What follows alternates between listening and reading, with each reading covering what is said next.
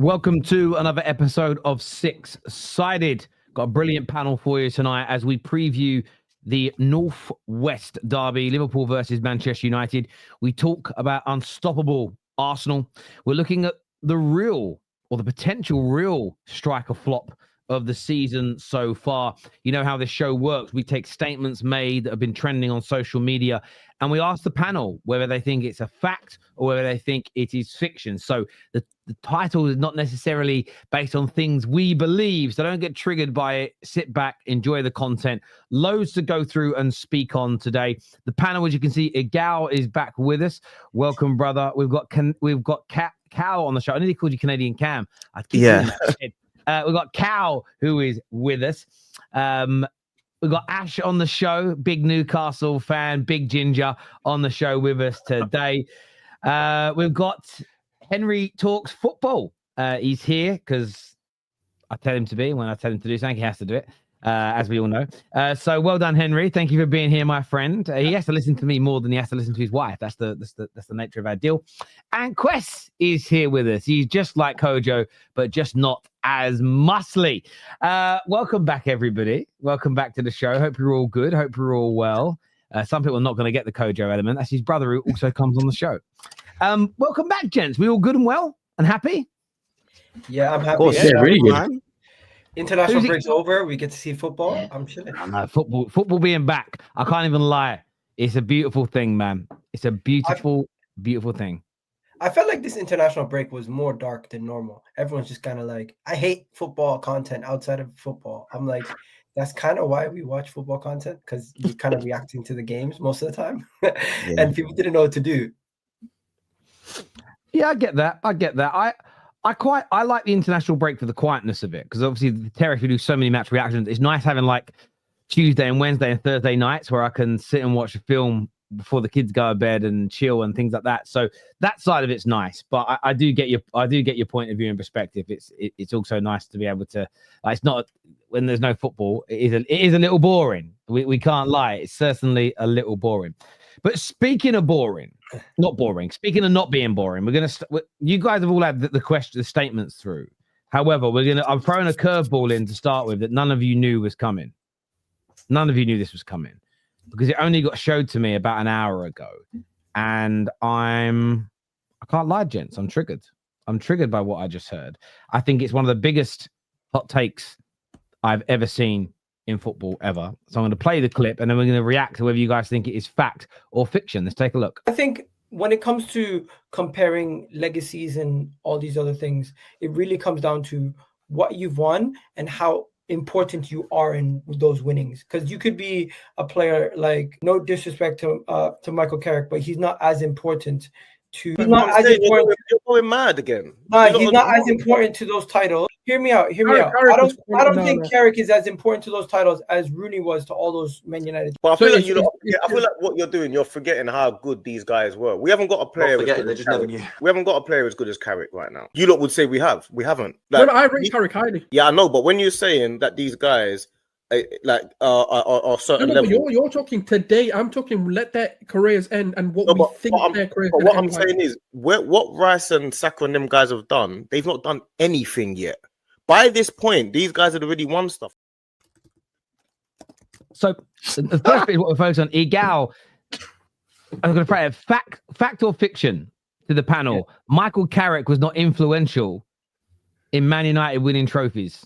No, I was comparing him to Wayne Rooney, who's one of the main guys. One of the main difference makers. It wasn't that he wasn't influential. It was that this person was, I felt like, more influential. He was literally the main central midfielder for Man United for a decade. And arguably, my main point was in the league at the time for a decade. My main point was Wayne Rooney was more influential. And at the time, people were giving more plaudits to Wayne Rooney. But are you saying that because Michael Carrick revisionist history has kind of happened now? And he's getting more of the plaudits now because everyone kind of analyzes the game differently. But I do feel like it's fair to say that the person who was more important at the time was Wayne Rooney. But so which of your midfielders this season, say you go on to win the Premier League, which of your midfielders this season are you not going to give that much credit to? Probably somebody like Zubimendi. You're not gonna necessarily give him the same plaudits as a Bukayo Saka or as a Declan Rice, in my opinion, even though he's a quality player.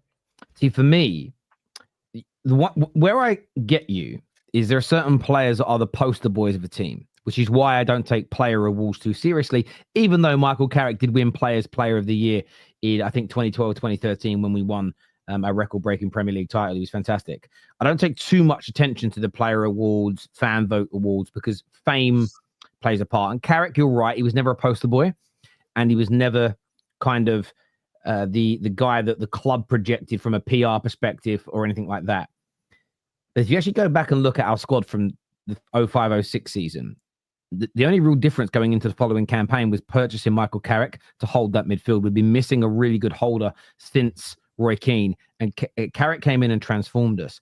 Our Premier League, Champions League double winning season, Michael Carrick, I would say that season was every bit as important as Owen Hargreaves and Paul Scholes. He was sensational in that campaign right across the board. And for me, you might be right in your claim that Rooney was seen as more influential, but it doesn't mean that Michael Carrick didn't have huge influence. The issue is that those Man United teams he played in were so good. You can go down to the person who's 7th, 8th, 9th on the most influential list. They may not have got the fame and all the lines in the articles and the sort of the print space that others got, but it doesn't mean they weren't. This is a three-peat winning team. This is a guy that won 5 Premier League titles. He won every single trophy imaginable. And as the boys said, playing at the most pressured club in the world, ran that midfield for a decade. The legacy that Michael Carrick has, the one thing that probably goes against it is that there were so many other players that had fame and brilliant legacies as well. But you put in his legacy, his brilliance, his consistency, his trophies, his achievements, and his influence and how important that team is. Our midfield hasn't been as good since he left nearly a decade ago. We need a Michael Carrick. And the reason why you're seeing now in 2025 Michael Carrick suddenly get praise is I think the English palette for midfielders has been massively educated, and it's grown over the past 5-6 years. We're looking at Whartons, people are looking at Andersons, and they're going, oh, I love players like that. And United fans are sitting there and going, why didn't no one like these players when Michael Carrick was doing the exact same things they were, but on an even higher level? I agree with you that Rooney was probably more influential, especially from a fame perspective, but Michael Carrick was a massive part of those teams. And if Sir Alex Ferguson gives you a decade running the Man United midfield, that speaks volumes for me. Terry, I was drawing comparisons to certain players not getting recognized, and I was using Carrick as an example of somebody who is influential, but at the same time not considered the most influential piece in the team. I think that's fair to say. And the main reason why I was comparing him to Zubimendi is because in the video we're speaking about Declan Rice, Saka, and all these other guys. But then when it came to Zubimendi, I'm like, Zubimendi's never going to get those kind of plaudits. I don't think Zubimendi will ever get. Zubimendi doesn't score goals, and everyone's he scored some goals this season, but it's not about that. It's more about his specific role in the team. It's not the most flashiest. It's not the most. Yeah. He's not the player who's gonna constantly get you the match winner, but he's gonna be integral to help you get those match winners. And it's not a situation where I'm shitting on Carrick. It was an example where I was using his greatness as an example of how he gets overlooked sometimes. Yeah, look, but you're always going to get players if you have a great team, and there's always going to be players that don't get the same level of plaudits as others because, as I said, there's only a certain amount of airtime. There's only a certain. I think nowadays you get more plaudits because fans have a much bigger voice because of social media. In Michael Carrick's pomp, Twitter wasn't even really a thing. So you were relying on whatever the journalist said. So I always tell this story, but I was in Italy watching United play in the Champions League. And if you read all the British papers in the morning who went online, it was all about what Rooney did and what Vidic did and what Ronaldo did. All of the Italian papers were Magic Carrick. They love what he, and that always stood out to me that when you were abroad, when United played internationally, you spoke to your foreign counterparts. Who do you like in United team? Who are you looking forward to seeing? The amount of them that would say Carrick, because I just think the Europeans, their palette and understanding of what's important for a midfield was so different to England back then. Like in England back then, people used to say Scott Parker was better than Michael Carrick because he'd crunch into a tackle. And we were addicted in this country to who crashes into a tackle, who can score the occasional screamer. Michael Carrick ran and controlled a midfield. What he did in midfield, very few English players in his generation could do. Him and Owen Hargreaves were the only two. And it's one of the reasons why Owen Hargreaves' injury was so damaging to Man United, because that should have been the midfield that carried us to even more trophies in that period. But I get your point on that. But I just wanted to play the clip because I saw it, and I'm not going to lie, brother, it got my heart rate. You know what, Terry? This is why it's always good to have the context. How many clips do you put out that people get angry, and then eventually they hear what you have to say, and they're like, you know what? That's not too far off what I'm thinking. By the way, I actually think Zubimendi will be one of the most pivotal reasons for you winning the league this year. I 100% agree with that take. I think he's transformed the way we play. I don't I think just not to take it up to Arsenal, but in terms of midfielders for Arsenal right now, if you're going to talk about if we do anything significant this season, the two guys are going to be Rice and Zubimendi, because with our 10s being swapped in and out all the time because of injury and other stuff like that, it's going to be a Zubi. You know what I'm saying? Could you argue that he's more important than Rice at the moment? Yes, I think so. I think compared to when I'm looking at the football, I love Rice. I do. But when I'm looking at the football and Zubimendi's on the pitch, I think we're just something different, in my opinion. I think Rice is like just as important. Let me ask you a question. Let me ask you a question, Cal. Do you think, this is no disrespect to Rice, because I like him. I like him a lot. Do you think because Rice costs 100 million and he gets so much shit from rivals, do you think that will be the reason that if Arsenal are doing well and he's playing well, a big percentage of Arsenal fans will put him front and center, the poster boy, the linchpin, to show that he was well worth that money? Do you think? Yes. Do you think if Declan Rice cost him £20 million, that there'd be less propensity for Arsenal fans to want to make him the key component? I think in every fan base, when a player gets slagged off and is underappreciated, you kind of band together and try and protect them. It happens all the time. We see it for pretty much every single fan base in the league, and I don't think that's the wrong thing to do. I think Declan Rice is one of the best midfielders in the league. I think he is extremely underrated, and some of the things I hear is it pisses me off. But just when I'm talking football, I think Zubimendi. I think we need to play Zubimendi and Rice. That's our strongest lineup when those two are playing. And you can put anyone else in the 10, except Marino, of course. I just disagree, because it's like Declan Rice covers way more ground than Zubimendi. Declan Rice is getting forward, contributing to match winners, and of course getting back and contributing defensively to stop out defenses. I feel like he has a lot more of a difficult tactical task than Zubimendi, and they are different players. But Declan Rice is being asked to basically be a box-to-box midfielder, and he's at the heart of everything we do. Everything we do on both ends. At times, you can see there's certain games where he single-handedly can win us a game. I know Zubimendi can do that at times too, but from right now, for the performances he put in the last 2 seasons, he's arguably been one of the best players in his position. And I'm not just going to sit here and say Zubimendi has walked in the door and he's already more impactful. Well, to be honest, when I look at it, I look at what we looked like when Odegaard was injured last season and we had injuries last season and Rice wasn't injured.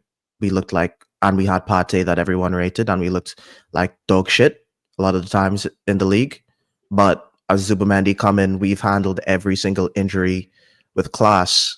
And I think that's because of his control and his ability to what he does on the midfield. I don't think it's as flashy as the stuff Rice does. He doesn't run back, sprint back, and hit, get a tackle in. He doesn't score insane free kicks. So he doesn't bomb down and crash into the box. But I think because every time we swap out our midfield and Zubimendi is in there, we still look good. And I think he's the reason. You know what? I have nothing against your take. I'm just thinking Eze might have something to do with that. The fact that we have other squad depth players might have something to do with that. And also, when we had Jorginho playing instead of Partey, we also looked good in the 2023-2024 season. I would say arguably that was one of our best seasons, and he was a big part of it. So it's not necessarily that Zubimendi's outshining Rice. It's just the system tactically works. Midfields. We need both of them. Midfields are key, and Jorginho wasn't a bad midfielder either. This is the thing. It's you're talking about the collective, and midfielders are not islands. You don't have a good midfield when you have bang average players with one really good midfield player. If you took Declan Rice, when Declan Rice played for West Ham, he had some brilliant games. But just like I know they won the final, but if you look at the Conference League final, the midfield of Fiorentina's, I think, as a collective was better. It's why Rice was getting bypassed. Because when you're by yourself, doesn't matter who's next. You could literally take prime Busquets. If you put him in the, if you made him if he was part of the Ten Hag midfield at Man United, where we isolated the midfielders, he'd have got played around like he weren't there because he'd have been isolated. There's nothing you can do about it. And I think that Rice is fantastic, but you're a what's the expression? You're a sum of your parts. And your midfield, I think your midfield was fantastic this year. I think when everybody was fit last year, it was still very good. I think you've gone up a level this year, and Rice is part of it. But it's one of those things. If Arsenal go and do a three-peat, win a Premier League and Champions League in the middle of that, some League Cups in with that as well, over, say, a 4 or 5 year period from now, trust me, you're going to look as an Arsenal fan because you're experiencing it and you're living it in that moment. And it'll be the first time in your living memory that you've really been through that. In fairness, it'd be the first time Arsenal have ever done that in their history, but it'd be the first time in your living memory of your team being that good and that dominant. And when people in 5 years, 10 years later say, Zubimendi wasn't that important, you're going to remember all those games in that long period that he dominated where he was fantastic. What Zubimendi does is similar to Carrick. It's that I know people, I don't even use the word pre-assist. It's a horrible word, but the amount of times Michael Carrick's passes would break the lines, that would put Giggs through, who would cut the ball back for Rooney to score. And in the modern day game, we really heavily focus on the goal and the assist. And we look at the GA, which is key. We spend very little time looking at who broke the lines to make that goal possible. Michael Carrick was sensational. It's one of the things I like about Tonali, for instance, at Newcastle. The amount of times he'll pass the ball into dangerous areas. But I think Bruno Guimaraes does it well also. Tielemans does it very, very well at Aston Villa. They're not getting the goals, they're not getting the assists, but it's the accuracy of their passes that break lines. Declan Rice is very good at it this season. One of the third best in the league at breaking lines with his passing. It isn't just about the goals and it isn't just about the assists. But I think Zubimendi would be key for you. We might as well stay with Arsenal as we've kind of gone on to them anyway. But I have a super chat because I'm going to go to Ash and Kwess next. I haven't spoken yet. But this is it boils down to how obvious their impact is on the pitch. Rice has set pieces, takes shots, tracks runners and up and down.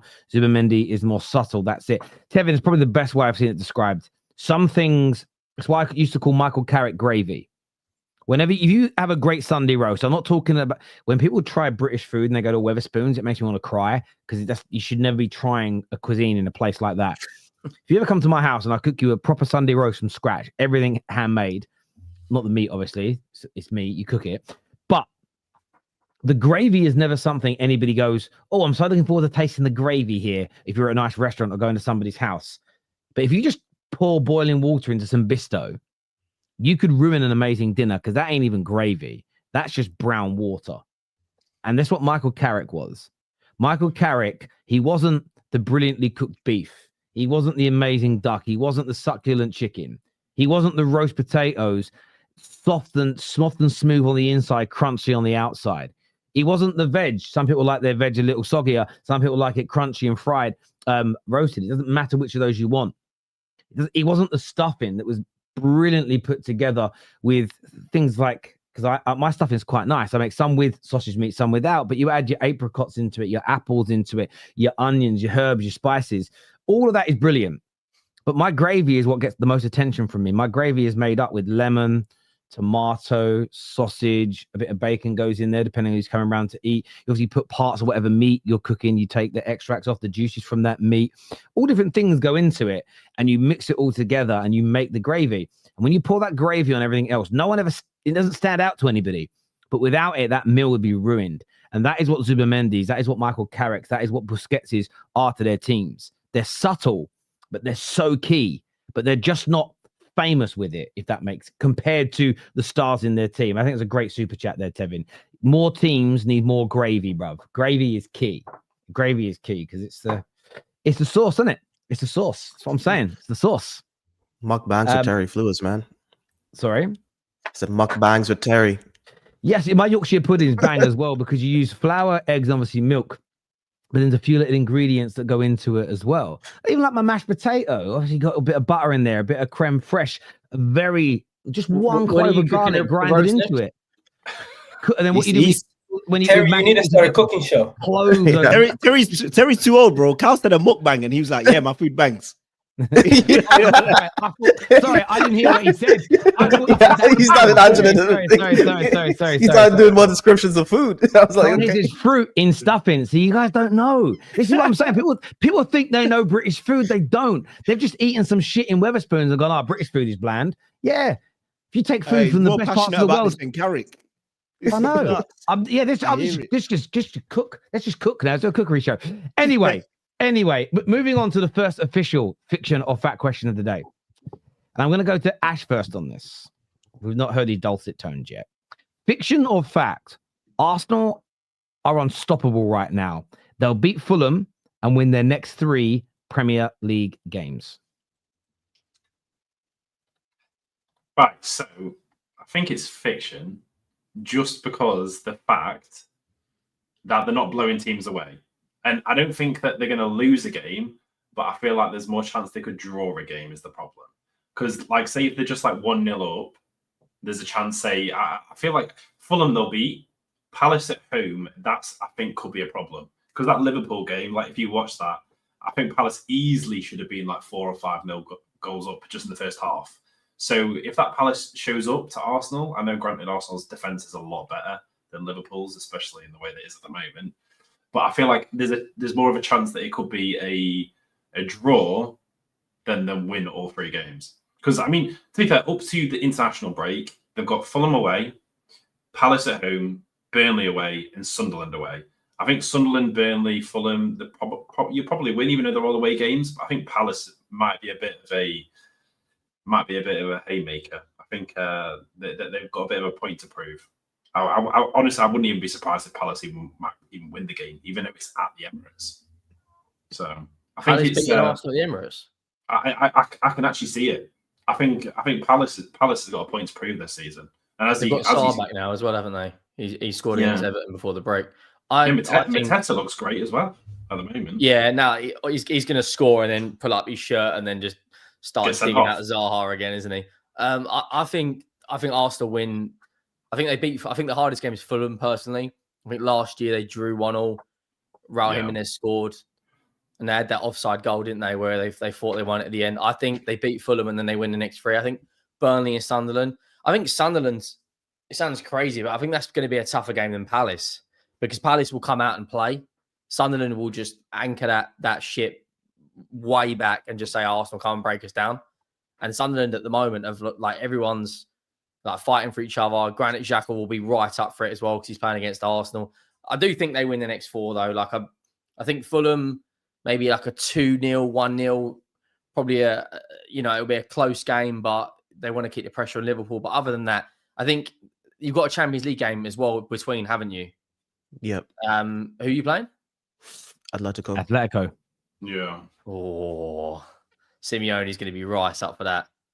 But yeah, I think you win your next 4, and I think the pressure is going to be on Liverpool. I actually think Arne Slot is slowly, might be a hot take, but I think he's slowly crumbling. Slot, I see his press conference earlier, and he was like digging out Arsenal for saying that they scored from set pieces. Yet he never mentioned the fact that Szoboszlai's goal against Arsenal was a set piece, and it's kind of like if Man United get a draw against them like they did the last 2 games, which I think could happen, and Arsenal start extending that lead, I think he's a man under pressure. I know we'll get to Liverpool later, but I think with Arsenal winning this game as well, it just adds to it. I hear that. What are you saying, Kwess? Do you think Arsenal, between now and the next international break, do you think they'll be unstoppable in the Premier League? Do you think they're winning all 4 games? I don't think they win all 4 games. I think they probably win 3 out of the 4. I think that's fair. I think unstoppable is that's probably too high praise. Like those teams are quite tough. Like Fulham away is a tough game for any London team. And obviously, like we said, they dropped points there last season. So anything can happen there. And then you've got a Champions League game in between Palace. And of course, Palace are not going to let you get away with anything. As we've seen this season, they still unbeaten or they lost 1. So, you know what I mean? They're not easy games. Then you go to Brighton in the EFL Cup. Burnley is just, that's an easy 3 points. I think that's just a no-brainer. The Sunderland one, like I think Henry said, like, that's a bit more tricky because you've got them actually playing decent football. Xhaka's coming back. They've got nothing to lose. I think it would almost set Arsenal up for failure, saying that they're unstoppable and going to win all 4. Like, I don't even think that's fair to Arsenal. I don't even think they should have to win all 4 of those games, because they are difficult games. But I think they probably win 3 out of 4, to be fair. I'll be interested. I'm more interested to see what City do now, because City 3 points behind. They love a chase. I just want to throw something in here that Ryan said in the comments. He said, Palace do play on the Thursday, though, before playing Arsenal. They're playing twice a week as well. Okay. Fair. I would probably, out of the 2 games, I'd probably say it's the Fulham one and the Sunderland one. So I think they probably do beat Palace anyway. But I think the Fulham one is the big tricky one, and the Sunderland one, because they've just got a bit more. Yeah, still going into. I hear you. Sunderland what? Haven't I don't lost. think Sunderland have lost at home yet. At home. I was about to say lost. The mighty Man United beat them. Have Fulham lost at home? I don't think Fulham's lost at home either. They drew to Man United. So if Man United can get a draw, just pointing out. Egal, how do you see it? Because I've seen a lot of these. This where anyone who's new to watching Six Sided, it's essentially tweets that I've seen people put out, and we bring the statements from those tweets and we talk about them. I've seen quite a few Gooners very excited, very confident. They think 4 wins from 4 is coming. Do you concur? I think I agree with those Arsenal fans. But the reason that makes me agree is not how we've been playing. It's the fact that we haven't actually seen the best of us yet. And we've actually been putting out a lot of fires. Saka's been injured. Saliba's been injured. Odegaard's been injured. Players been coming in and out of the side. We now kind of have like Saka back. We have some stability. We know what we're going to be doing in the midfield. We know what we're going to be doing in the defense. We kind of have an idea what we're going to be doing for the attack. I kind of feel like this is the first time as an Arsenal fan I can predict what the lineup's going to be going into this game, unless he throws the wrench in the plans and just takes Trossard out and puts Martinelli. That's the only thing that I think that could be different. But yeah, the reason why I feel like I'm confident going into these set of games is because I look at the team and I don't really see too many frailties. I don't see too many holes. And if we do have problems, we have the options off the bench now. We have the difference makers that can come off the bench that can help us win games. And we have the creativity to go and break down low blocks. The problem we've had the last couple of years is we didn't have the people to unlock the keys. I don't know, as much as I rate Thomas Partey and Odegaard. The doors or the locks. Yeah, that's what I call it, keys. The key. You don't unlock keys. Keys unlock things. Okay, whatever. Same thing. Sorry, I was going to make sure I was hearing that right. You ruined my phone. But sorry. No. But basically, at this moment in time, I feel like Arsenal only can get better from here, and it should be kind of. Everyone speaks about Liverpool needing to click, City needing to click. Arsenal haven't really clicked yet. Gyökeres is not fired yet. Saka consistently. Saka's not played consistent games until now. So I'm hopeful, and this is now that the tough games are out of the way, we should be dominating these games. We should be imposing ourselves on it, and that's pressure on Arsenal. Do you not have one worry though? For me, is the Odegaard situation. He seems like he's constantly picking something up. Do you know what happened? I can quantify each injury because one was a sheer accident, ankle injury. The other one was he fell on his shoulder, and then the next one he went into a tackle and he fell again. So it's like it wasn't a situation where it's a muscular injury. It's literally a contact injury. So I'm not too concerned about those injuries. Unpopular opinion. I actually think Eze's better for you in the 10 than Odegaard anyway. And I reckon just get Marino in. Come on. I think you know Saka something? and Eze are the 2 most important players in his run of games. Because when Saka and Gyökeres look better, and I think Eze in the 10 is just better than Odegaard, to be honest with you. I think Odegaard is the best footballer overall, but as an out-and-out 10, I think Eze is better. Horses for courses. Buzz cut Odegaard's different, man. Well, like what I was seeing when he shaved that head, bro, it was some different. Considering the run-in, to be honest, I think football's based on momentum, man. I think if we can get a win against Fulham, and especially if we look convincing, I think that spurs us on to do something special and win the next 4. I think you can't call us unstoppable yet. I'd be calling us unstoppable if we win the next 4, because I think that would be incredible. Really? And I think, if we win the next 4, we put distance between more distance between Liverpool and Manchester City. And it's not the easiest run. It's not like, these teams aren't, pushovers. So yeah, I think if we beat Fulham convincingly, we go on to win the next 3 after that. And then if we ended up doing something like that, then Arsenal will truly be scary, according to Terry. So I will say this. I will say this because I do want to know Egal and Cal's opinion on this. So I think you guys have to win these next games because when the next international break comes, you've got Spurs home, Chelsea away, Brentford home, and Villa away. Those are fucking barbecue chicken, bro. I don't fucking Spurs home, Chelsea. Come on, man. Barbecue chicken. Listen, they're big fixtures. They're big fixtures in the league right now. You want to know something? Fulham away scares me more than Tottenham at home or Chelsea away. Exactly. I'm not gonna lie. I feel the same. They've beaten us the last 2 years. Neither Tottenham or Chelsea have beaten us the last 2 years. But you've got to remember, Spurs was completely different. It's all managerial. Everyone's changed. I know you're I've saying that. got to jump in for a second. I've got to jump in. What is it? Why are you more scared of Fulham than Chelsea? World champions Chelsea. Because Chelsea and specifically Tottenham and Chelsea, the way that they play, that we can force them into errors, win the ball high up the pitch, and get counters against them. They're not going to set up defensively for majority of the game against us. They're not going to play as pragmatic as a Fulham would or an Everton would or another team that I think Spurs will play like that. I think we'll be very pragmatic against you. I doubt you'll do it for the whole game. You will still come forward. There will still be times where you attack us and we can force you into errors. The issue we had with other teams like Palace, like Fulham, like West Ham, they didn't even want the ball. They didn't care if they got the ball. And when they did get the ball, they just played it through the channels and they just tried to get a goal as quick as possible. They didn't try to play it back. They didn't try to build up play. They didn't care about their style. They just strictly were there to smash and grab. I don't think Tottenham or Chelsea will come into any game against Arsenal with that mentality. And I think that's the only way these teams have been getting points off us the last couple of years. And even if we drew one of those games, I think also just based on a mentality and morale standpoint, I think, because we've been slaying our demons this season, beating teams that we've been dropping points against consistently, you go to Fulham, you win, you go and you win there. I think going to Fulham and drawing or losing again, I think that will just halt. As I said, I think football's about momentum. I think that kind of puts a stop to the shenanigans. So I just want us to beat this, to win against Fulham. And, you live with, a draw against Chelsea once a season or a draw against Tottenham once a season because it's a derby. You live with those. For me, you just need to beat these lower teams, man. And that's been our Achilles heel for the past couple of seasons. Who said that Arsenal need to win these 4 games? Someone said that on the panel. Was it you, Ash?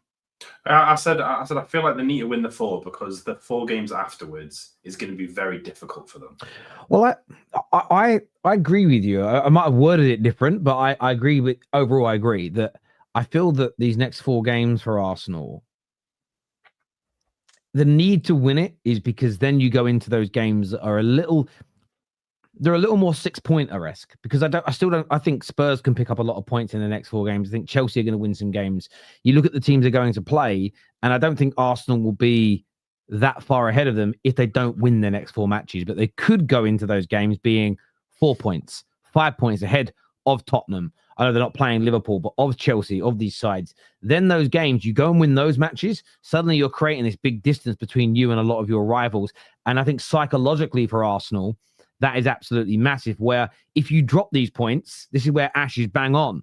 You drop points against Fulham tomorrow, you drop points against Sunderland, you go into those games against better sides and they become a little more must win because by the time you're playing those games, we're almost halfway through the season. Then you're getting into game week we'll be at game week 11 by then. Then you're going into game week 12, 13, 14, 15. We're almost halfway through the campaign.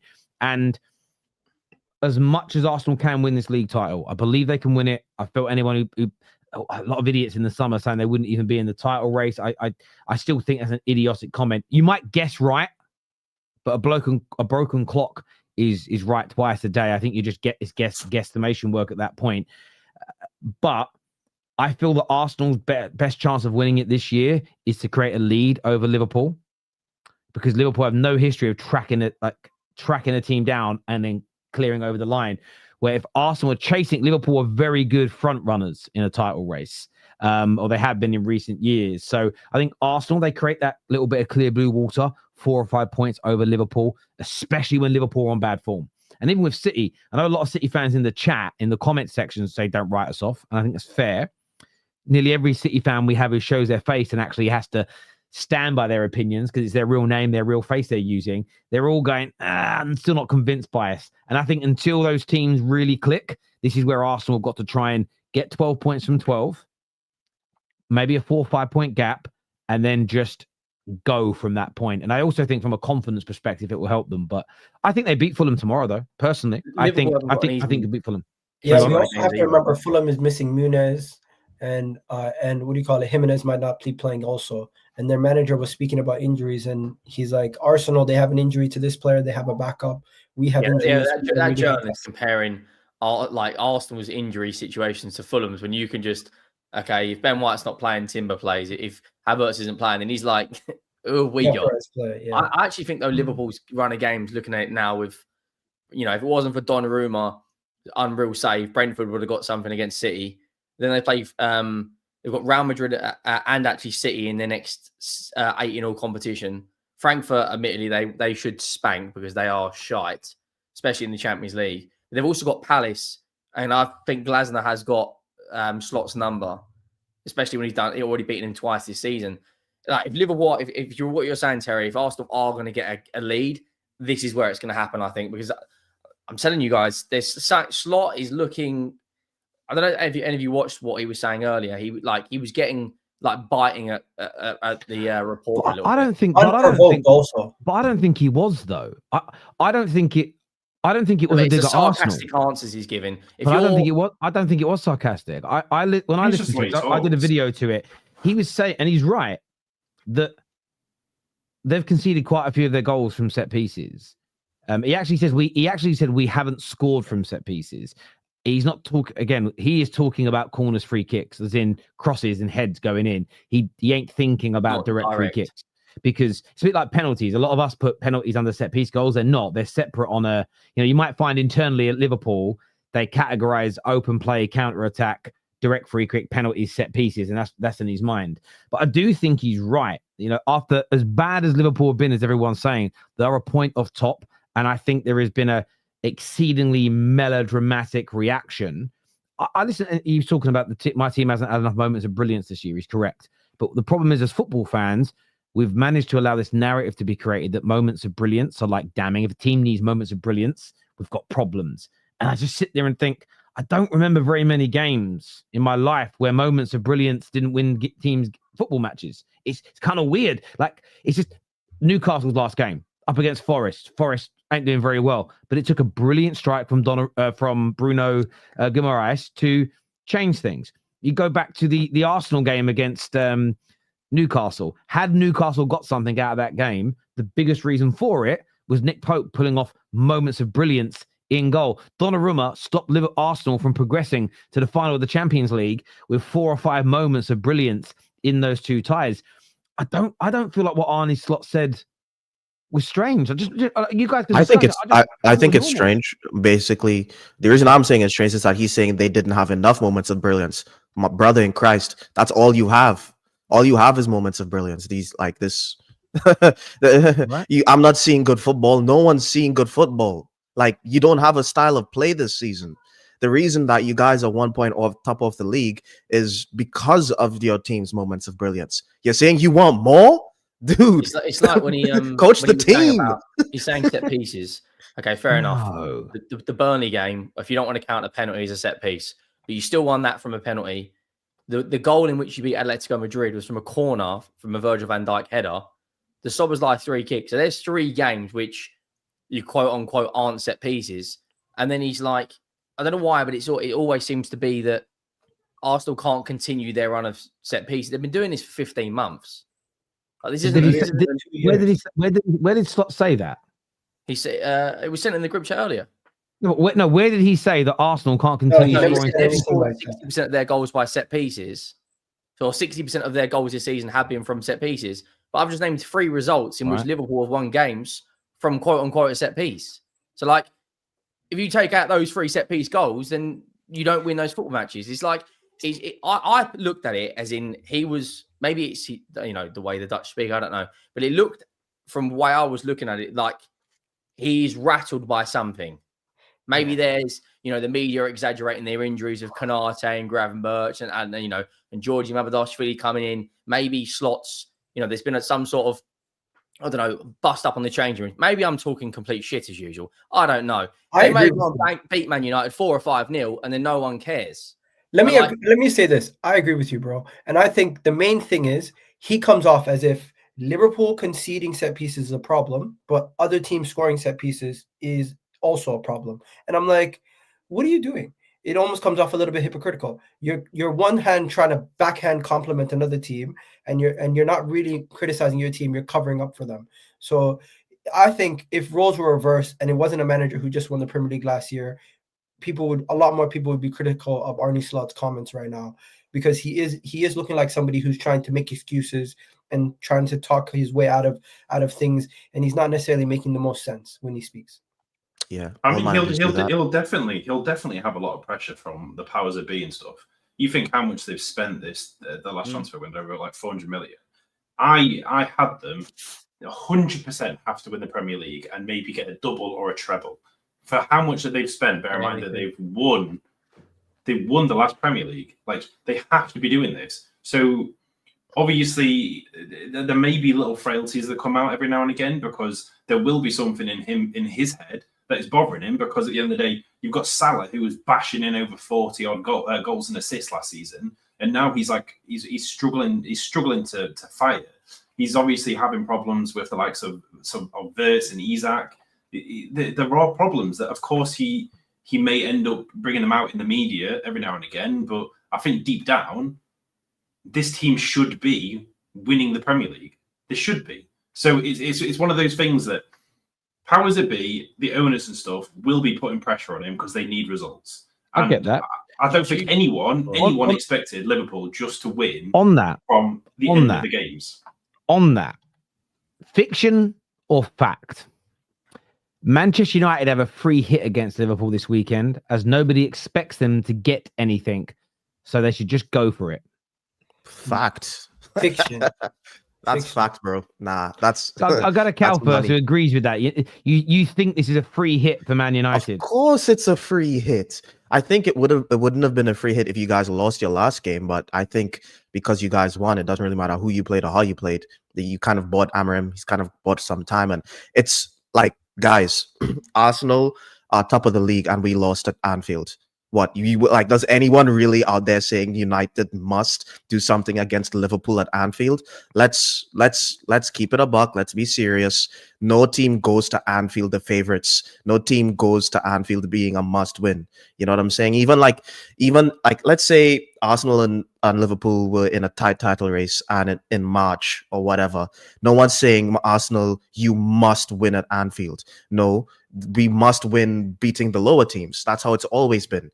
No one goes to Liverpool and just wins. It's not happening, especially this Manchester United team, the way they are right now, because let's face it, they're not as good as they used to be, and I think that's an understatement of the century. So it's a free hit. It is a free hit, and I think they should go for it.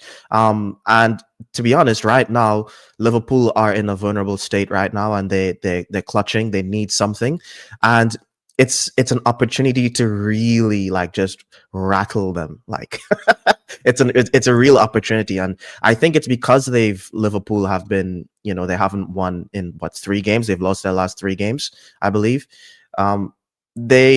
Manchester United, they're going to be it's going to be a little tense. They're not going to be as confident as they should be. So yeah, I think it is a free hit. And they should most definitely go for it. You're never going to get you're never going to find Liverpool in a more vulnerable state for the rest of the season. Let's be honest, Liverpool are not going to go on another run this season, losing 3 games in a row. It's not going to happen. You don't know. You never know. Well, I don't believe that. Hey, let me just say this. I think the opposite, and I slightly agree with this comment, but at the same time, because of Ruben Amorim, you cannot have a free hit under this current situation with the manager under pressure, the team not performing well throughout the season. This is the kind of game to get the fans on side. This is the kind of game to turn around your season and gain more confidence. This is the time to kick on, make a name for yourself. If you're one of the new boys like Sesko, Mbeumo, Cunha, this is your time to show the Manchester United faithful what you're capable of. And you need to go into this game, every single person associated with the football club, saying to yourself, this is a Liverpool team that's just lost 3 games in a row, and we can do what some of these teams did. Palace play a similar system to what Ruben Amorim's team does. They need to look at what they did in that game and try to utilize the wide channels as much as possible and try to get at Liverpool through the wide channels. They also have to be a little bit more clinical, because that's been the issue with Manchester United this season. They've been creating the chances. They've not been clinical. It's not Alisson in goal. It's Mamardashvili. He is a good keeper, but he's not Alisson. You have a chance in this game. They're not necessarily playing with the best informed wingers either. I mean, fullbacks either. In whoever they play at left back or whoever they play at right back, they've not necessarily gave them any confidence. So you can go at these guys. Mm-hmm. And I think to say it's a free hit is to almost believe that Liverpool are so superior. The way they're playing, they're not this superior team right now. It's interesting for me. It goes to the other guys. I don't like the free hit thing, and I agree with you. Amorim's under big pressure. As long as we don't get tanked 4 or 5-0, even the Amorim outers, they'll always no matter how bad they feel, they'll always exaggerate it a little bit because they've got the agenda to push for him to go, which I understand, and it's fine to have an agenda. I am pushing that on the terrace now. It's fine to have agendas, even if they're bitter. You're allowed to have them. People have got to start admitting they have agendas. Good agendas, bad agendas, progressive agendas, bitter agendas. Do you know what I'm getting sick and tired of? Football fans going, I don't have an agenda.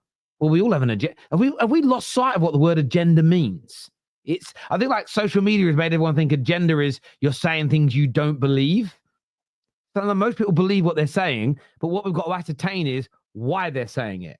Why are you saying that? I'm trying to rattle Arsenal fans. Well, it's fine to have an agenda, to say something that's slightly exaggerated if your agenda is to rattle people. We've got to find out the root cause, the why behind what people are doing. I'm getting, because I have people go, Terry, can you stop saying I've got an agenda? It makes people are going to think I'm a liar. I'm like, what is your view? I just need to keep telling people that Liverpool aren't that good. So you have an agenda then, that you want to keep telling people that Liverpool. It's like, let's just own that you have an agenda. They don't want to get exposed. They feel like they're going to get exposed. Listen, it's part and parcel. We all get exposed. It's one of them things all the time. We all get things wrong. It's the nature of talking football, because it's why we love the game so much. It's not, like most movies, you can predict the outcome. Every now and then something happens, like James Bond dies, or whenever I watch Deep Blue Sea and suddenly, what is his name? Samuel Jackson gets eaten really early in the film by the shark, and you're like, I didn't expect that. But most films, we can kind of, like a rom-com, boy meets girl, boy likes girl hates boy, girl likes boy messes up, they break up, montage of sad music where they are crying. In the end, they're together and they have sex. Like all those films, they go the same way, right? That's what happens. Football isn't, that's why we love football. It is not predictable. So don't worry about being wrong about things, people. Deep Blue Sea. Terry, wait, you were onto something before you got sidetracked. What the fuck was I saying? you were saying some 4-0. You were saying what would be a good result? I think you're talking about what would be a good result. So if we got like beat 4 or 5-0, there'll be room for big criticism. Where I think there's an element of a free hit, and that phrase triggers people mainly because of Arsenal.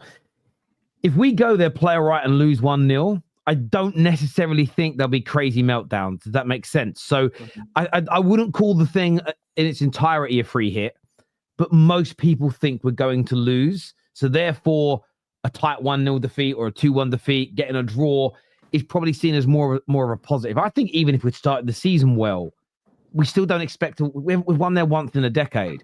That being said, I think we're going to get beat. But I would love us to beat them. I'm going full Kevin Keegan. Not to help Arsenal, the team I'm on loan to. Not even for the victory for me to celebrate. I want to spend Sunday evening and Monday morning watching the meltdowns. I'm honestly. I'm here for that Hussam emergency meeting, bro. I'm here for they lose. Like Hussam is going to sit there on stream, like he'll go all low in his chair. He's going to sit there like this, cussing out so much stuff. I'm going to learn so much Arabic if Man United win. The amount of words we're going to lose is going to... Sam is going to be teaching us all Arabic in real time, and I love it. So, Terry, I've got a question for you. Go on. So, because it's Sunday night, who's going to be your gravy in that game? Oh, that's a great question.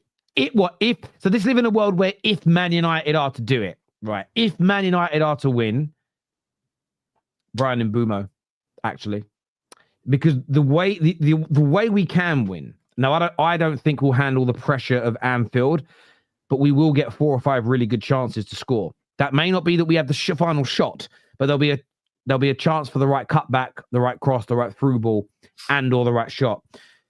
But we should be using Mbumo. Cunha maybe, depends on Mount starting or how much training he gets in before Sunday because he's been away with Brazil. But they leave a lot of space, and we should be able to get those guys exploiting their centre backs. Now, slot might change everything, and these fullbacks might be sitting further back, or it goes to a midfield 3, and the two midfielders are covering the marauding fullbacks, and it changes everything. But if they don't change their shape and their system from the opening 7 games, we should be putting Mbumo into some very dangerous positions. Yes, he's going to be going up against Van Dijk from that right-hand side, but any player when they're isolated one-on-one is susceptible to get beat, as an example. So that's where we should be killing them, on the counter-attack. I don't think we'll handle the pressure. I think we will get opportunities and miss them. But if we are to pull off a really good result for ourselves, Mbumo will be key. Absolutely key.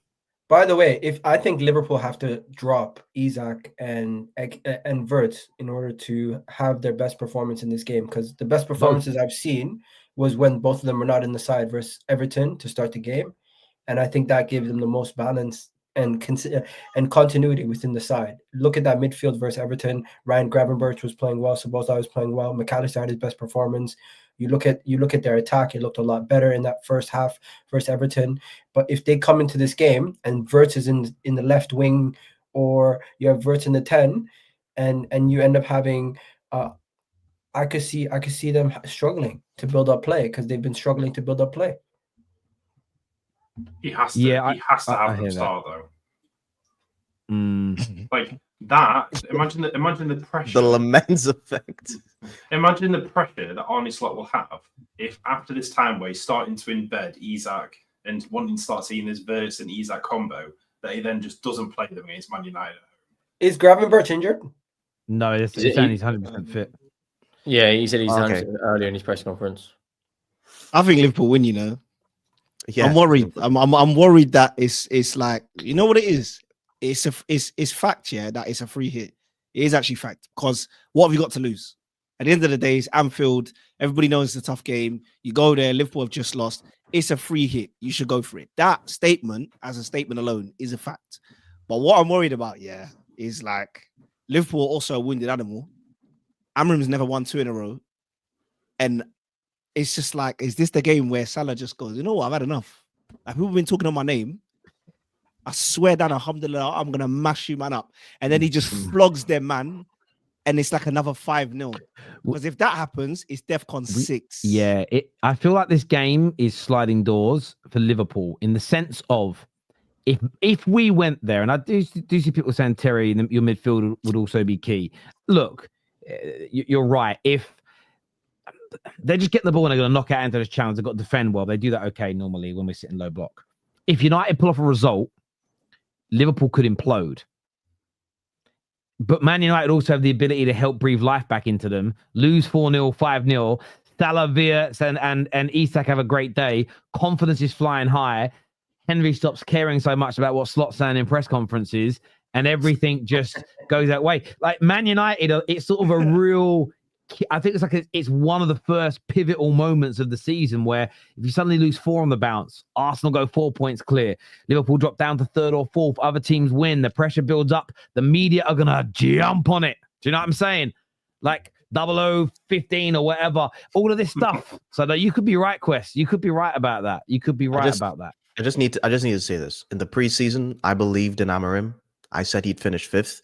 I mudded, looked like a jackass, got made fun of. I'm going to put my faith in him one more time. One more time, please. You know, Liverpool have only something beaten for me. United once in 5 games in all comps. Liverpool have only beaten United once in the last 5 games in all comps. Yeah, but that's what scares me about this. The last time everyone was going into one of these games saying United could get something, we lost 7-0. This is what I mean. This is why I'm worried. It could be a flogging. Yeah. Lou here says, can we talk about the Lemaines effect? Look, he's going to start the game, according to Ruben Amorim. I loved how rivals are like, why are you guys getting so gassed over someone who catches the ball? I'm like, you guys don't realize. You know that great little clip of the young lad eating Popeye's chicken, and every bite he's just throwing it down like, because I don't know why he hasn't had good fried chicken for a while. Maybe he was living with a white girl. I don't know. He didn't have good fried chicken for a long time. And I can say that, by the way, because complexion. But it's the rules. It's the rules, isn't it? It's the rules. It's the rules of jokes. It's the rules of jokes, right? But I can cook, though. Just putting that out there, do you know what I mean? I'm an anomaly. But that's how United fans feel towards goalkeepers. Is we have had 2 for the last couple of years that every time a ball comes into the box, we go, imagine every time a ball's crossed, you can't breathe. And do you know how many times a ball gets crossed per game? Honestly, so many of us have had an oxygen deficit for the past 2 years. The amount of holding their breath we have to do in games. So, yeah, I hope he plays well. Terry, it's not your fault. I feel like it's Man United Twitter, the way that they jizzed themselves when Ugarte played his first couple passes. It was kind of crazy. I don't understand the relevance. Did you never? Okay, Ugate's first game for Manchester United. Mm-hmm. There's this tweet going around where all the prominent big Man United accounts were like, "Oh my God, I can't believe it! It's like a breath of fresh air." They're going crazy about it, and it's like, nah. You like if you watch, like, trust me, I've been watching United games, bro. Like by and day. Like, I'm sorry, bro. That's the stuff of nightmares. I hear you, and I think we've all got the ability to get carried away. This is also why, though, I've seen a lot of the guys, the Amorim outers, are like, Lemaine should have been there from the start, and I'm like, no, because it's that attitude from you. Lou put the question. Her and I see this differently. Around, I believe our fans are also a part of why we struggle to progress, because I think we create such a pressured environment, and then the response is always, but we're Man United, the players have got to cope with it. And I used to think like that. But then I'm like, but we're not that club anymore. And we're the club historically, but we're not that team anymore. So therefore, if we're having to go back to rock bottom to go up to the top, the expectation is to get back there, but we can't put the pressure on each individual game like we're at the top. The pressure in that moment has got to represent where we are, where we request growth. But that all being put aside, Lemaine's got to start this game. I also think we should start Mason Mount over Cunha as well.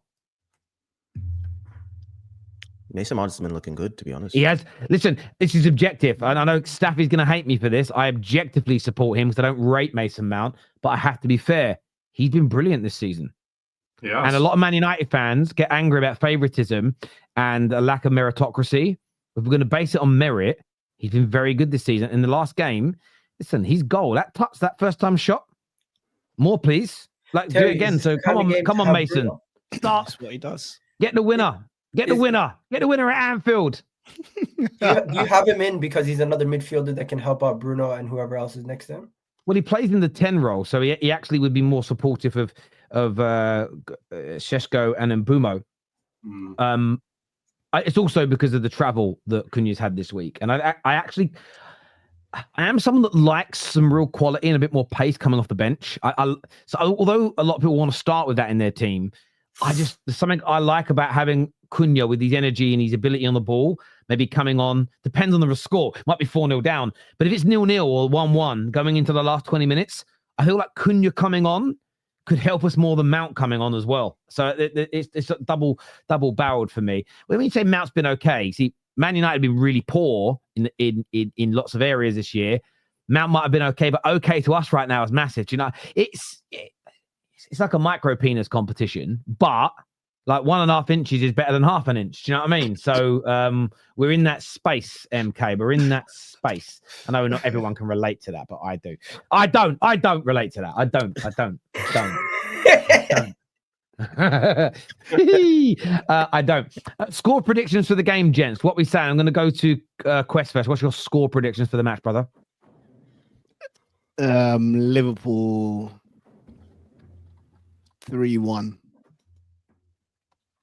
Cal? I was actually thinking the same thing. Liverpool. To be honest, it might be a Liverpool 4-1. I think there's a chance for a bit of a capitulation. Egal. I believe it can be a 1-1 draw. I like that. I'll take that today.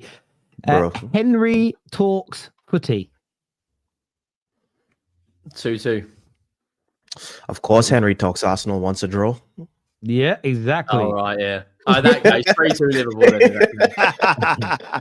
Now, you know what? We've come a long way with Henry. We should let him do what he does. Like, see, people haven't noticed this. I'm gonna give the conspiracy theorists a new conspiracy theory.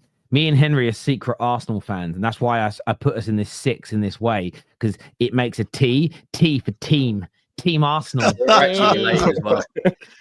The Illuminati is here. What are you saying, Ash? What's your prediction, bro? 2-1, Man United.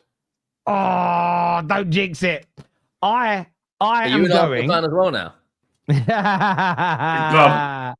I spoke to I'm Anton going and with Cal too much. Liverpool 3, Manchester United 4. No, I'm joking. I hope that would be an unreal game. I'm going 3-0 Liverpool. I hope yours is right though, Ash, but I'm going 3-0 Liverpool. I don't think we'll handle the pressure on a real one. I think we'll lose, unfortunately, but there we go. John James here says 5 Premier Leagues, 1 Champions League, 1 Europa League, 1 World Club Cup, 1 FA Cup, 3 League Cups, 6 Super Cups. Michael Carrick. Yeah. I never said he's a bad player. I said he's legend. Legend. Yeah. Anyways, I gotta go, Terry. Love. Cheers, you gout. Top man, bro. Thank you very much. Arsenal unstoppable. Low. More clickbait. It is Terry. Listen, bro. I know you're one of my haters, but I'm gonna give you a little bit of attention now. Is what you crave. Thanks for the $2. As you know, okay. The depends on the show. So straight fact. My title is always based on what my panelists' opinions are. Top 6, if you take opinions by other people across socials, and we ask the guys if it's a fiction or fact. So some gooners think they're unstoppable right now. We're debating it. If you don't, first of all, thank you for paying to slag my channel off. That's just, listen, do it more, please. Keep paying to slag it off or put it up on the screen. You know what I mean?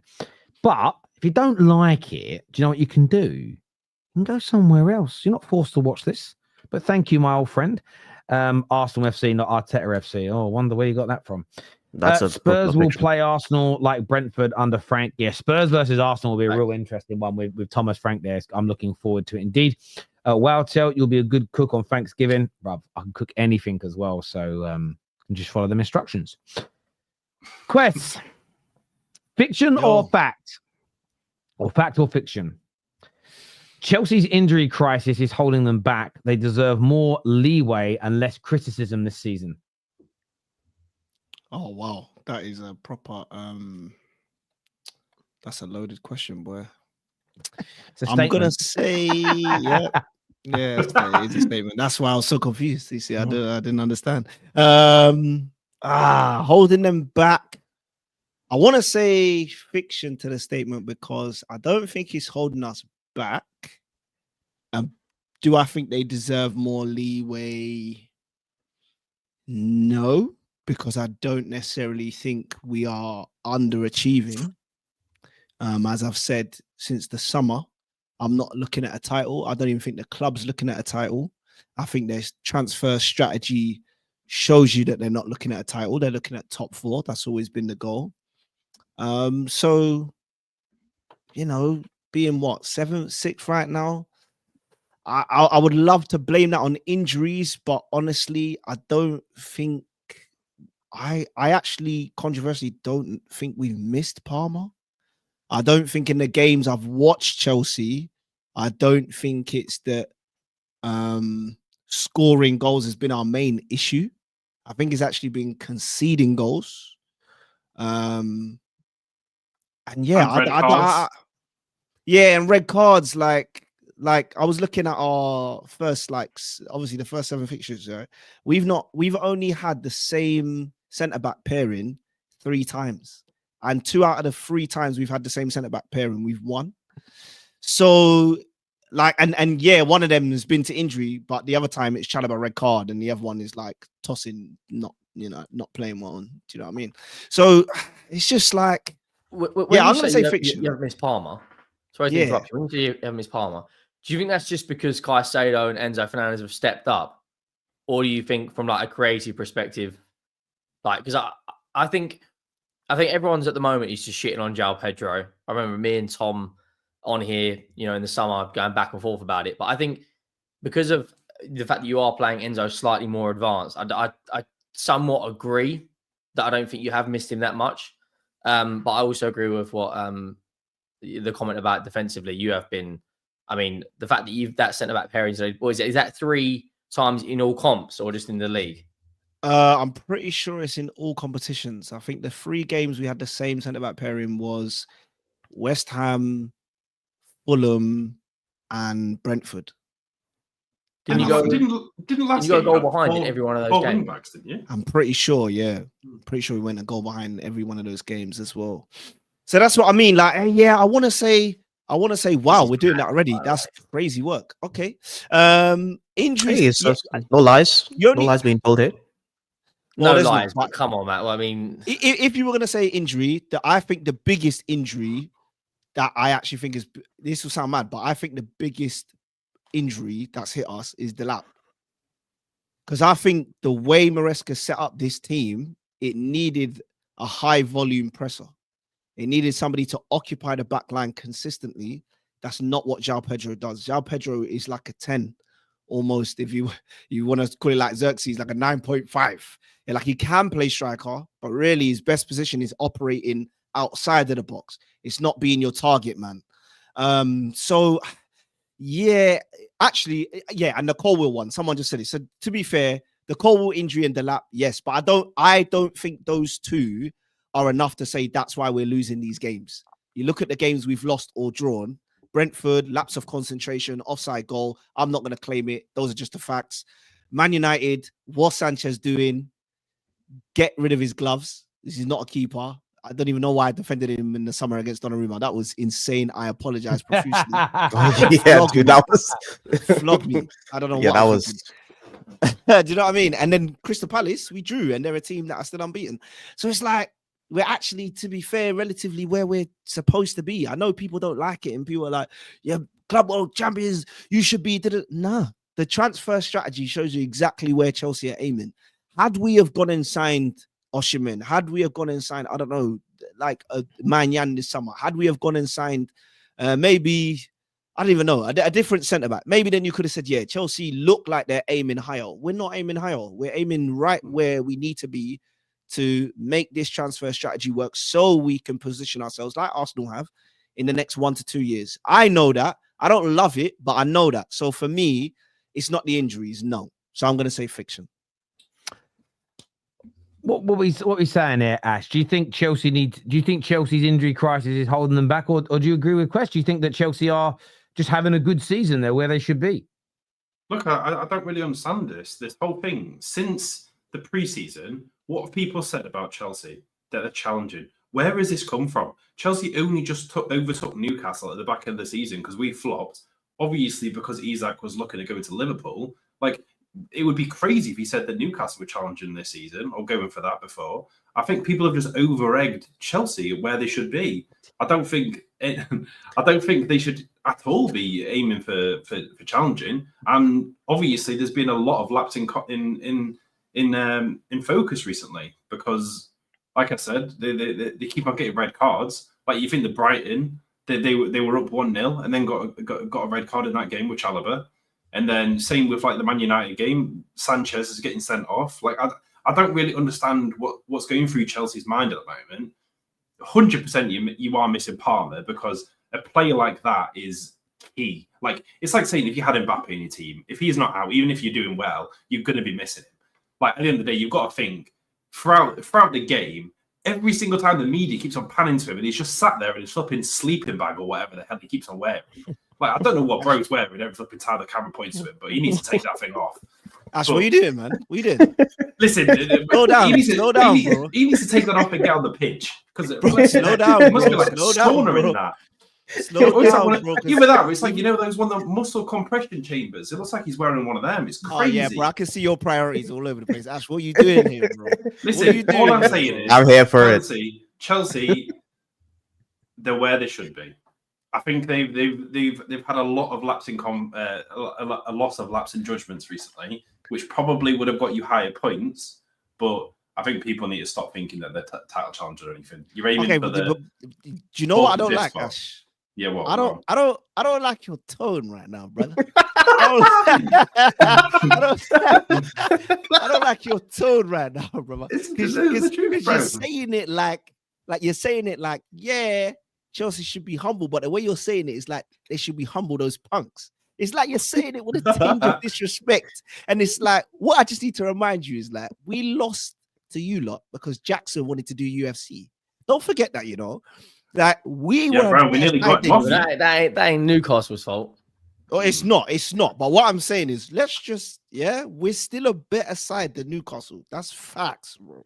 Whether you like it or not, bro, it's facts, bro. It's facts, bro. It's facts. So I think we'll find out like what Chelsea are made of when you play Spurs, Arsenal, Barcelona in November.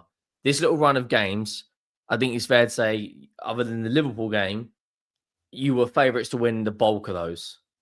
Like Palace at home, you should be winning. Brighton at home, you should be winning. Because it's Palace. Henry, let's your not go Chelsea back to the summer. What we Chelsea do football club, bro. I've never said you're going to go and win a league title. But if you're playing Brighton at home, you should be favourites and winning that game. Did they beat City? Did they beat City? Next month, you lot play us. I'll be honest, you are favourites for that game because you always beat us. But you've got Arsenal, Barcelona, Bournemouth away early December.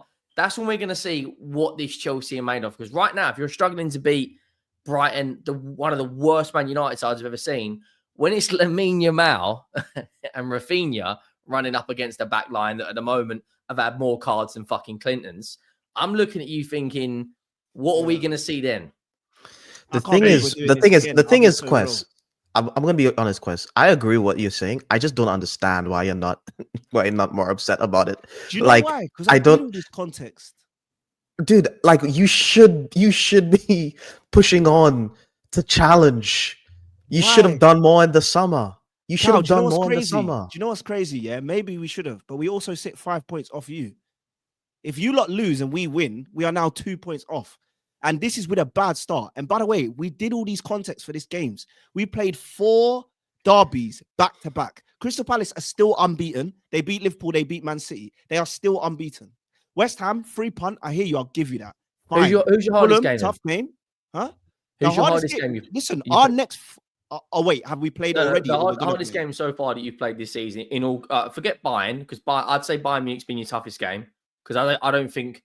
the way that Harry Kane's playing at the moment, anyone thought he'd beat them. But other than that, I'm looking at the time you played Liverpool off the back of 2 defeats. Man United last season and the start of this season have been poor. You played Palace. Granted, Palace have got a fantastic manager. Brighton. Who else do you think you played? Brighton was our toughest game. Yeah, and that's what I'm saying. And you haven't. Yeah, but Brighton, you only lost because of your own team's focus. Like, but this is what I'm saying. But listen to what you said. The only reason why we lost is because we had a red card and we lost focus. If we don't get a red card, you're acting like that's a one-off. Like before that, you had flipping Sanchez doing bloody UFC moves at flipping 5 minutes into the game. Right. So but hold on. You don't want me to be more upset because we're 5 points off the leaders. No, I'm not saying be upset. I'm just saying 2 red card games where we lost. I'm saying the thing is, okay, going into the season, people were saying Chelsea would have been top of the league because of their start, bro. Like people were saying Chelsea are probably going to be top, and then later on in the season, it'll probably catch up to them, and they might fall out of the race. A bit like next year. You guys have had an easier run of games than Liverpool and Arsenal. And the fact that you guys are not, close to the top and maybe top of the league right now, it's kind of a disgrace, to be honest. It is.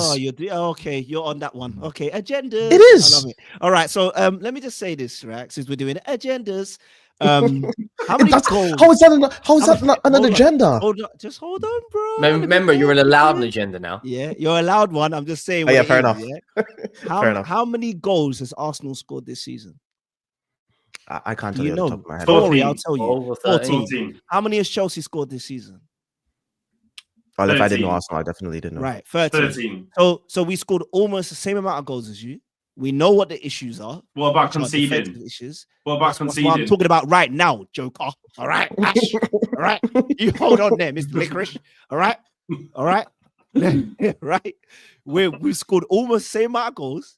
We know we got defensive issues. I hear you, but like I said from the start of this season, yeah, everybody expects that schedule to be easy, but everybody also acknowledged the Club World Cup is going to catch up to you sooner or later. We went one game in and lost our designated striker, who's not been our striker for the last 2 years, who hasn't been our striker playing in the system for last. No, I'm not creating excuses, but I know you want to jump and say bring in the Club World Cup when you greedy bastards were the one that when it's going in the first place. What are you saying? Imagine getting invited to the best part of the year and saying no. Saying that. What? What are you going on about? You can't use the Club World Cup as an excuse when the football club. No. But you just said, did you or did you not just say the Club World Cup score up to us? I'm saying that's what you lot were saying. I'm saying but not now. How did it catch up to you at the start of the season? Maybe the season just started. 24, game week 25. Yeah. How many games did you play though? You played 60 games or games Chelsea played. Yeah. And everybody said they didn't have a preseason. So it's not just the fact that we played in the Club World Cup. It's the preparation time afterwards. That's what I'm acknowledging. I'm not saying this is an excuse because you also don't foresee Colwell getting injured for the whole season. So I'm not saying this excuse. That's why I also said fiction. I don't believe that our injuries are the reason. But at the same time, what I am acknowledging is that start to the season on paper looks easy if you're carrying in Club World Cup form. But you're not carrying in Club World Cup form when you don't have a preseason. And when your striker gets injured and he's out, then you're definitely not in Club World Cup form because everything has to change. Mute, by the way. Yeah? I am on mute. I'm going to come in here with a little thing. I don't know what to not be about Carrick. Yeah. When I make gravy, right? What I did, no, direct, right? So, do that again. We've got to be very careful. I want you guys to reposition your questions to Kwess, either on the show or in future. Kwess said with what Chelsea are and what they have, where they are right now is very expected. So when asking Kwess, why is he not frustrated, angry? One, there's an acceptance of where they are, but also Kwess didn't do what a lot of Chelsea fans did. Won the Conference League, won the Club World Cup. What's just now challenge? So the question should be more to Kwess, like, why are those Chelsea fans, why are they not angry, or why are they defending the club, or what are they saying about this? Or if you're seeing them now lose their minds because they feel like they're being defrauded because they thought they were going to win the league, I wouldn't challenge Kwess with their opinions. I'd ask him what he thinks of them, because he completely disagreed with all of those Chelsea fans at the beginning of the campaign. So I don't expect to see Kwess losing his head, because Chelsea are where he predicted them to be. And he's kind of not at peace with them staying there forever. If I'm misrepresenting you, Kwess, at any moment, tell me. But your view is just, this is where you expect them to be over the next couple of years. You'll think they'll grow. I personally think you're underachieving. I think you're better than what you've shown so far, but I think injuries have played a part. That's where I agree with you. And I think we've another one of these weird agendas we've created, gents, is don't matter. Spent loads of money. Injuries don't matter. Injuries have always mattered. When any team has lost, when you lose your best centre back, your best attacker, and then a lot of players around the edges of that, your brand new centre forward, number 9, when you lose all these players, it impacts you. And it's still only 5 points off top. It depends on the manager as well, though, because we've got more injuries than Chelsea, and we're still, hypothetically, we could be top of the league come Sunday. Is your best centre back out injured? No, but we've lost our best striker, our best midfielder in James Maddison. Hang on, no. But James Maddison is not your best midfielder. You sat on there calling him a best attacking midfielder. Okay, no. Attacking midfielder. Who's our best midfielder at the club? Hang on, let me respond. James Maddison is a Spurs flop. Him playing or being in your team does not impact you so much. This man has been bang average for you. How is he a Spurs flop when he scored the winner in the last 16 of the Europa League to get us into the quarterfinal, assisted the quarterfinal goal, was very, very good in the first leg of the semi-final and scored, and was vice-captain when we lifted the Europa League. Well, he was injured, so him being vice-captain in that final was irrelevant. No, but he was vice-captain the whole way in that tournament. Hang on, let me respond then. Overall, his Spurs career has been bang average. Anthony, Man United's Anthony, scored multiple match-winning and important goals in both a league and FA Cup campaign that won us trophies. He's still a flop at Manchester United. So are you saying Maddison's a flop based on GA? Maddison is a flop based on his overall impact and performances. Multiple games where he's had zero impact, coupled with what the expectations were. When you guys signed him, people were talking about this man being better than Bruno Fernandes. I never said that. Well, I'm putting it out there. He has been nowhere near good enough. Your best centre-back is now injured this season. You could argue there is a debate whether Richarlison or Solanke at Tottenham. And we've also lost Kulusevski, by the way. Hang on. You've lost Kulusevski, but you've got Mohamed Kudus, and he's absolutely brilliant. You brought Paulinho in, which is a massive upgrade on Basuma, and you've seen that. Your fullbacks are where you want them to be. You've got the majority of your core is fit. Chelsea have lost. If you guys didn't have Van der Ven, okay, if Kudus was now out injured, your striker issue is the same as what it is now. I think without Van der Ven, and I think without Mohamed Kudus this season, I think it's a fair argument to say you'd be 3 to 6 points worse off. I think more than that. Well, there we go. Yeah, but we've still got a lot of injuries. Mawani, who was going to be our number 9 to come in and hit the ground running, has played 12 minutes. We've lost 2 of our most important creative midfielders. I've not heard one Tottenham fan complain about injuries this season. That's because you went and bought Xavi Simons, and you went and by the way, should be considered a flop, and no one's saying it. No, he shouldn't be considered a flop. What has he done this season? What has Xavi Simons done? Bearing in mind, I was unbelievably gassed when we got him. What has he done from a creative perspective that James Maddison wouldn't have done or done better? Well, that is fair. That's a fair argument. I don't think his output isn't there yet, but I don't look at him and go, his performances have been awful. But at the very least, he's replaced what James Maddison was because the squad is there. I look at Chelsea and I just think they've had some massive key injuries. Their better players have got injured. Some of their most important players have got injured. And I think that's hurt them a little bit. Plus, they didn't have a preseason. And I always felt like that could be a hindrance for them. I still think Chelsea are a much better team than people are giving them credit for, personally. And I think there's a massive overreaction to how bad their season has been, personally. I think it's a reaction to the 7-game flop. But can't we then say the same about João Pedro and Gyökeres? Yeah, I don't believe in the 7-game flop thing. By the way, Xavi Simons is averaging 1.3 chances created per game as an example, which is pretty decent. And to put that into context, if you look at the Premier League, just to put this out there, we actually just look at the best performers in the Premier League. Bruno Fernandes is going to be number 1 on 2.7. Jack Grealish is on 2.4. But the guys that are around 8th, 9th, and 10th are on 1.8. So he isn't creating massively below those sort of levels. You know, he's in the top sort of 20 to 25 creators. Like Bukayo Saka is averaging 1.4 per game, as an example.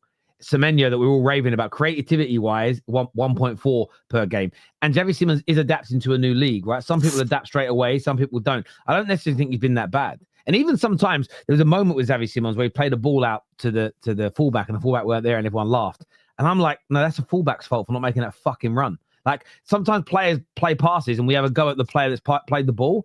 And I'm like, that just shows a lack of football IQ. The fullback should have been making that run. He saw the space. There was no one there. Why hasn't whoever, I don't know if it was a Dougie or Jed Spencer, made that run. But yeah, I look at it that way. I think Chelsea are just being slightly over-criticised and their injuries not being taken into consideration, because we live in a world now where people don't think injuries impact a team, and they do. Like last year, if you lost James Maddison, when you lost Kulusevski, that was a much bigger impact on you because you didn't have anyone else to come in and step into their space. I think you can have a look at Chelsea's recruitment and say, well, why isn't there an alternative to like, why if Colwell gets out injured, you then look at what the backup is. You look at the centre-back options. It should be so much deeper for the money they've spent. I think that's a different conversation. But the team performing based on what it has, at the end of the day, what are we expecting from Badiashile? What are we expecting Van Dijk performances? Van der Ven? Are we expecting De Ligt? The thing is, like, I think the reason why Botman. Yeah, the reason why Chelsea is getting kind of slagged off, which I think they deserve right now, it's because of if Chelsea fans were like Kwess, I don't think this would be a thing. But they're not. You know, they rate their players more than everyone else's. They say they have the best midfield. They say their wingers are the best. They say their fullbacks are the best. And when you say that your squad is that superior and the only thing that's like kind of not good is the centre backs, you can't be underperforming like this. You can't tell me that you have like one of the best midfield in the league. You have like two of the best fullbacks in the league. You have the best attacking midfield in the league, you know, and your wingers are top class and all this sort of stuff. And then you're crying, you know, when people are criticizing you. Like when you put your players on that level, people expect you to challenge. Like you can't have it both ways, and that's not the Chelsea fans that don't think that they were going to challenge, or they don't think that there's like 9 of their players get into the best 11 in the league. If you're not one of them ones, obviously, I'm not talking to you. I'm talking to the ones that really rate these players. I do agree with you. I mean, it's if you're a Chelsea fan who said your squad. If you're someone who predicted being in the title race or winning the league, that means you've got to rate the squad. You can't not rate the squad. But the first 11's better. The first 11's get injured. Do you know what I'm saying? So that I agree with. I think that's fair. Red cards were no excuse for Arsenal last season. That is true. They did get told they should win the games anyway. That's not a dig at you, but that's the issue when you take banter and people turn it into real analysis. Is that it's I don't know if you guys are noticing this on socials and fans talking football. We're just getting into this. We're all standing on this slippery slope because you've used it against one team. So therefore, when you talk about your club, it's used against you, and it just perpetuates on and on and on. I'm just honestly. Do you know my only rebuttal to that though is the difference is that when we're talking about Arsenal, and I'm not saying that everybody does this, but the context that I think a lot of Arsenal fans forget about why they get so much stick is, again, like Cal said about Chelsea fans, Arsenal have been trying for a number of years now. So this is not people flogging Arsenal for one failure. It's multiple catastrophic failures for almost 2 decades. That's why they're getting flogged. So even when you talk about red cards, I don't think anybody would say Chelsea's red cards should ever be the reason why we're not performing. But critically speaking and contextually, right, this season, the 2 red cards have stuffed us in both games. That's why I said the red cards are more important to those games than the actual injuries have been. Because in those 2 games, bar Man United once is a bit earlier in the game who's under pressure, without those reds, those games look completely different. And if we even take one more point out of those 2 games, we're sitting where City are right now, 3 points behind Arsenal. And that convo's far different. But I disagree. So I don't think what happened in 2008 has anything to do with the red cards that Arsenal got last season or the red cards you got this season. 2008, bro. You lot have been I'm just saying I'm not taking it back all the way there. I'm just provide context for what's happening in the season. Like if a play like red cards affect the game, and you know, like the red cards affect you because of your lack of discipline, you know, and we got told that last season, and I think it was a lack of discipline for some of them. Some of them, they literally changed the rules after they gave us red cards, which is absolute horseshit that no one talks about. But some of your red cards this season have been like they've been real doozies. I think what happens is I spoke about this a lot on Straight Facts earlier on today. Football. There's an amazing place in football for banter. The problem is it's gone from being a side of the mouth joke, like just win with 10 men or whatever. You make a little snidey comment on oversight. We all do it. And then you normally all go, hey, ha, ha, ha, ha, ha, and then you get back to talking seriously. I feel like that's left the game. I listened to I'm not going to name the YouTube channel because I don't want to be disrespectful. I actually sat and watched a whole hour of it the other day. I wanted to see. And it was literally an hour of just banter, but not fun, like, oh, that's funny, oh, that's a good joke, he ripped him. It wasn't like watching like a roasting. It was people acting as though what they were saying was serious football analysis, but it was just to shit on clubs or players or managers they dislike. And I sort of sit there and I'm like, this is the issue with it.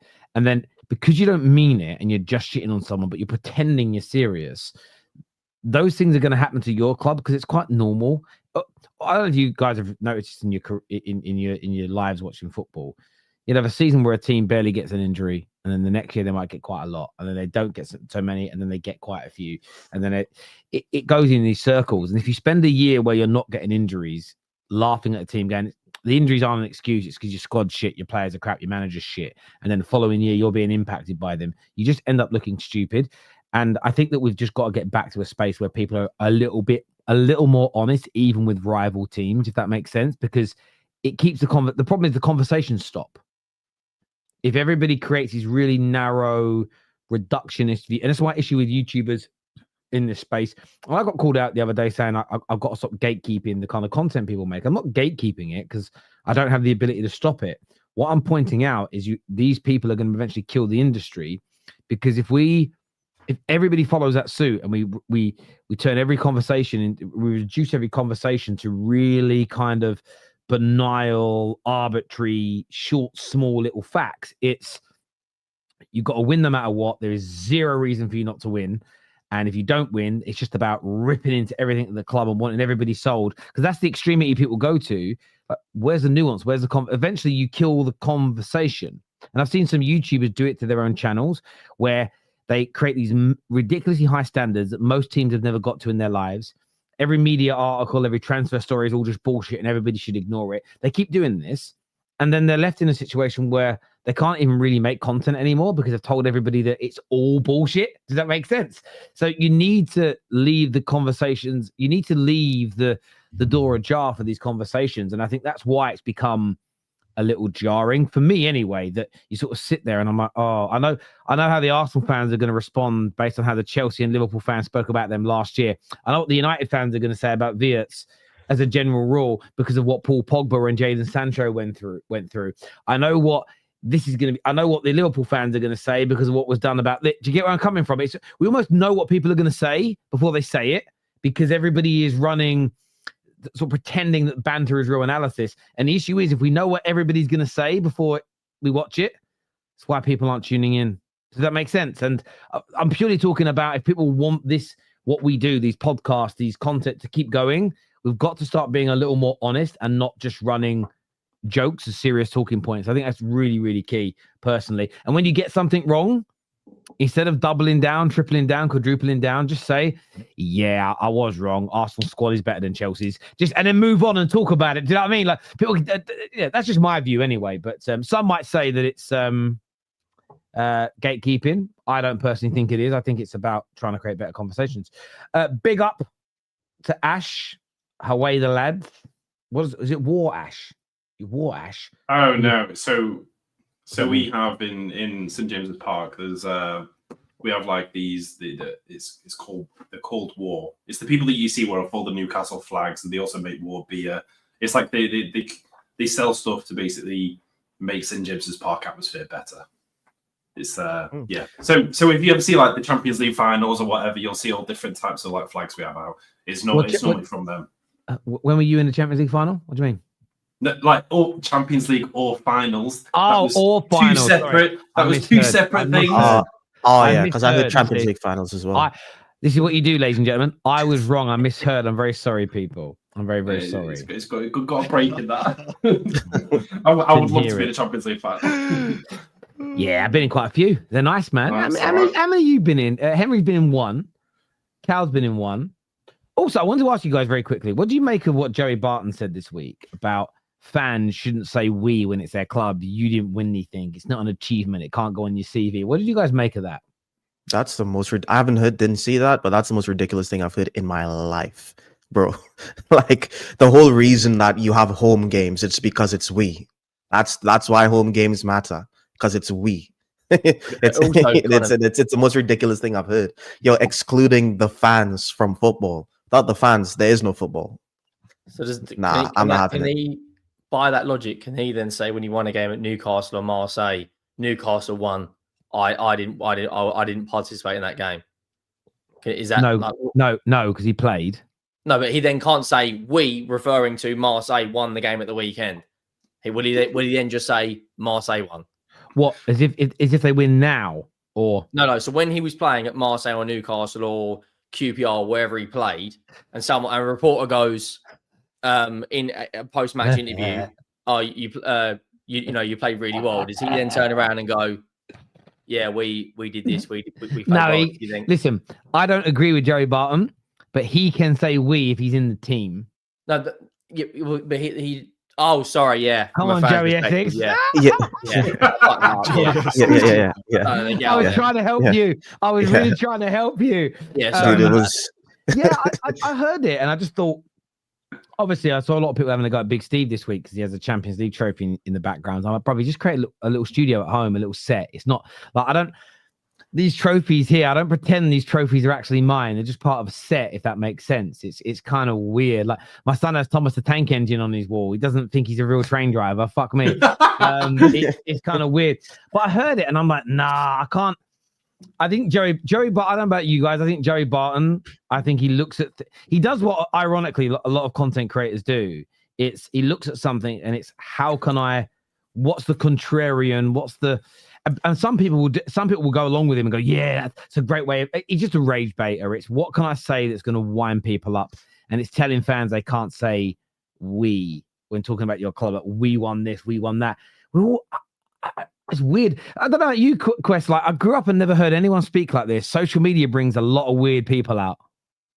Yeah, the thing is, I'm just thinking is like, you know that saying, like, you either leave a hero or you stay long enough to become a villain. Like, he is that guy, you know. Like, we all loved you back in the day when you just played football and stuck to it. The day you opened your mouth on the podcast, we reject it expeditiously. This guy, like, actually genuinely goes out of his way to just say things that we all know are ridiculous. Why would you say that we can't say we? It's the whole point of supporting.